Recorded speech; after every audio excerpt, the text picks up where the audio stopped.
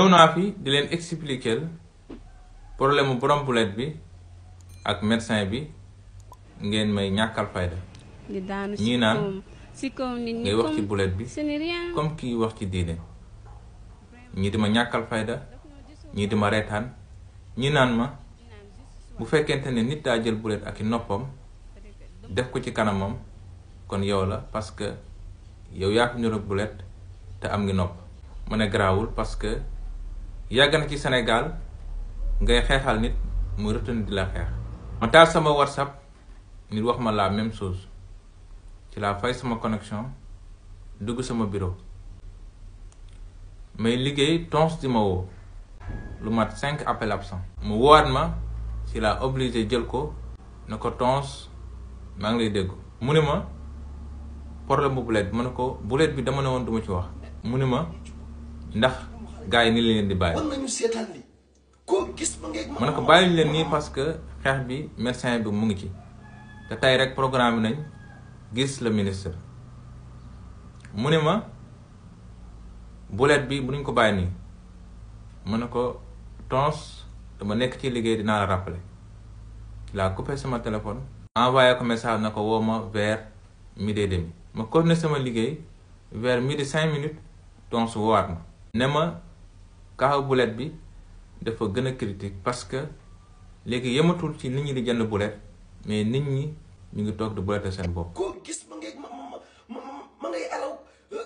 ma ne ko mënuma wax ma ne ko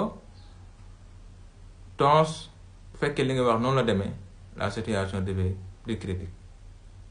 ci laa coupé sama téléphone woo le médecin ne ko rendez-vous bu ñu amoon ak le ministre ndax c'est toujours maintenu nu ma effectivement ay 13h nga jaar ma dugg changé jël sama caabi oto tijji sama oto tàkkul ma dindi capot bi gis ne batterie bi dafa wàcc ñu maas ma tàkkul ma woo ñaari booy ñu puus ma mu tàkk ñu dem ma jaar ci médecin bi jël ko ñu dem ba buntu Colobane médecin bi ne ma may ko mu dugg ci biir di jàppanteeg jàkkatu diw bu produit pharmaceutique laa wax jàppante bu métti ba médecin bi joto toj bëtu càmmooñu jàkkatu diw bu góor bi deret ji bëri lool ma wàcc ñëw intervenir mbooloo mi bëri ma retourné ñu dem ba ci oto bi ma gestu gis ne deret bi bëri na lool ci laa xool ci sama suufu oto gisoon naa ne amoon naa fa ay compresse ma bàyyoon ci oto bi ci laa jël compresse bi dem defal ko pansement compressif laaj fan la poste de santé bi gën a jege nekk ñu ne ma poste de Colobane moo fi gën a jege ma dem ñu defal ko pansement ñu installé ko foofu ci laa retourné ñu dugg ci oto bi moo ma demee bay taal ci laa gis jaaykatu diw bu jigéen bi di ñëw. Mame Thiaye Savon. ma xool médecin bi mu xool ma mais il paraît que gisul ko woon. ma ne pour daw coow naa jël droite jël asalem dem génnee parcelle jël beneen bi dëpp ñëw ministère. jaaykatu diw bu jigéen bi gis na maa ngi signalé droite signalé suñu oto ñëw tamponné suñu oto. ma xool médecin bi xool ma ne ko xam nga lan la mënuma waaw ma ne ko tey mu neex ma ne ko xam nga lan la mënuma waaw ma ne ko tey mu neex ci laa dóor masse arrière ne xaaral ma jéem a retourner à gauche ma dem à gauche tourner dem moom embouteillage ma taxawaat jàkkati diw bi dóor masse arrière tamponnaat suñu oto suñu gannaaw médecin bi ne day wàcc ma ne ko noonu jëru wàcc sinon tool day gën a bëri te fii Colobane la mu dooraat suñu oto ci gannaaw ci laa obligé tijji sama porte wàcc ñoo ko yaa ngi mbëkk suñu oto mu aj vitre otoom avancé dem comme si ce n'est rien fait semblant laa ko mu dugg sama oto parce que avancé jël ron bi jël yoon bu jëm université bu ma demee bu jub rond-point bi ma xool sama rétroviseur góor gis ne jaaykatu diw bu jigéen bi mu ngi topp suñu gannaaw